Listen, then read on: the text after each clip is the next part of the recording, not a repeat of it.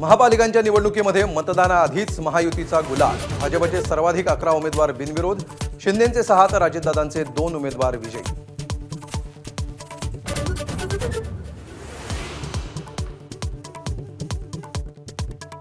अर्ज मागे घ्यावा लागल्यामुळे पुण्यातल्या भाजपच्या उमेदवार पूजा जाधव ढसाढसा रडल्या।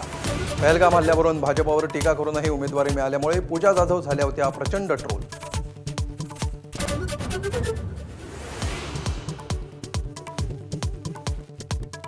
मुंबईत भाजपच्या महिला उमेदवारानं झेरॉक्स असलेला एबी फॉर्म जोडत पक्षाला फसवलं, तर संभाजीनगरमध्ये निवडणूक अधिकाऱ्यांनाच भाजप उमेदवाराचा बी फॉर्म लपवल्याचा आरोप।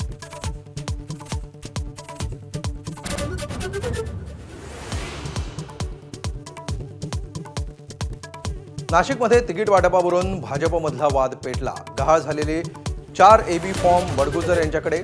सुनील केदार यांचा आरोप, तर पक्षानंच एबी फॉर्म दिल्याचा बडगुजर यांचा दावा।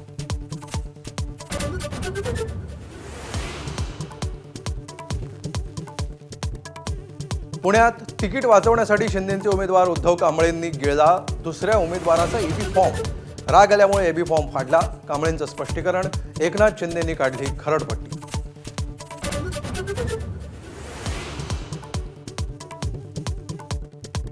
राहुल गांधींची श्रीरामाशी तुलना केल्यानंतर नाना पटोलेंची सारवासारव। विधानाचा चुकीचा अर्थ काढल्याचं स्पष्टीकरण, तर भाजपची नाना पटोलेंवर टीका।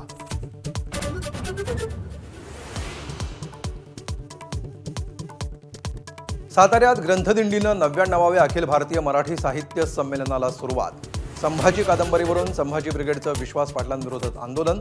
चर्चेनं शंका दूर करू, पाटलांची भूमिका।